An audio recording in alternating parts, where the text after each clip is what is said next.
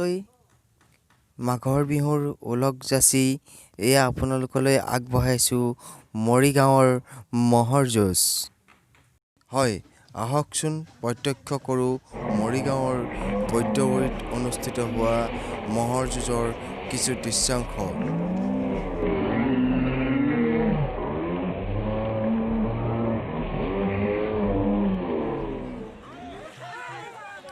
আধুনিকতাই গ্ৰাস কৰিব বিচৰা এই পৰম্পৰাটো কিদৰে তেখেতসকলে জীয়াই ৰাখিবলৈ বিচাৰিছে আহকচোন আমি তেখেতসকলৰ পৰা অকণমান আভাস লওঁ।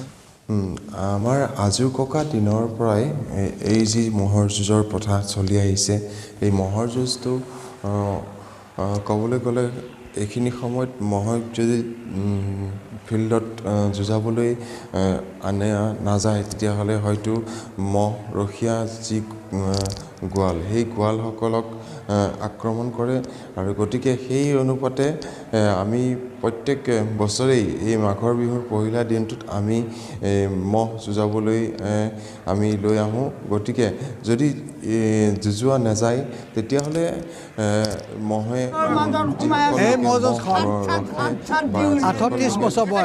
প্ৰতিপালন কৰে যদিও ন্যায়ালয়ে আক্ৰমণ কৰিবলৈ খেদি যায়। প্ৰকৃতিৰ ওপৰত নিৰ্দেশ এটা দিছে, আমি ন্যায়ালয়ক সন্মান জনাইছোঁ, এই ম'হৰ যি সন্মান জনাইছোঁ। অসমীয়া পৰম্পৰাগত এইটো আমাৰ কৃষ্টি সংস্কৃতি শদিয়াৰ পৰা ধুবুৰীলৈ অসমীয়া মানুহ অসমৰ যিমানবিলাক আছে এটা সংস্কৃতি। মাঘৰ বিহুটো ভোগালী বিহুটো আমাৰ সংস্কৃতি। এই ভোগালী বিহুতে আমাৰ যিবিলাক গৱলীয়া ম'হ গৃহস্থ এই ম'হ বিহুতে ম'হ যুঁজায়। এইটো ভগৱানৰ তেওঁলোকৰ এটা সংস্কৃতি। ম'হবিলাকক তেওঁলোকে যদি নুযুঁজায় তেতিয়াহ'লে গোৱালকে সানিবলৈ যায়। গতিকে কোনো উপায় নাপায়, সেইকাৰণে আমি ম'হ যুঁজটো পৰম্পৰাগত আজি মোৰ যুঁজাব নোৱাৰিলেও কেতিয়াবা ফিল্ডত আনি উপস্থিত কৰালেও তেওঁলোকে সন্তুষ্ট। ভগৱানে তেওঁলোকক কি লিখিছে আমি ক'ব নোৱাৰোঁ, ফিল্ডত দেখুৱালেও তেওঁলোক সন্তুষ্ট। গতিকে এটা পৰম্পৰাগত আমাৰ এটা সংস্কৃতি। আমি সেইকাৰণে অসমীয়া ৰাইজক আমি শ্ৰদ্ধা জনাইছোঁ, নমস্কাৰ জনাইছোঁ, মৰম যাচিছোঁ আৰু উচ্চ ন্যায়ালয়ক আমি সন্মান যাচিছোঁ। গতিকে আমি এটা পৰম্পৰাগত কৃষিকাৰৰ সংস্কৃতি আমি ৰক্ষা কৰিছোঁ। আজি এই বৈদ্যগুৰি ম'হ যুঁজ আজি কথা নহয়, এই 38 বছৰ ভৰি দিলে, 38 বছৰত ভৰি দিছে। ইয়াৰ আগতেও আমাৰ ককা দেউতাহঁত আজি 200-150 বছৰ আগতেও যিকোনো জেগাতে ম'হ যুঁজাইছিলে।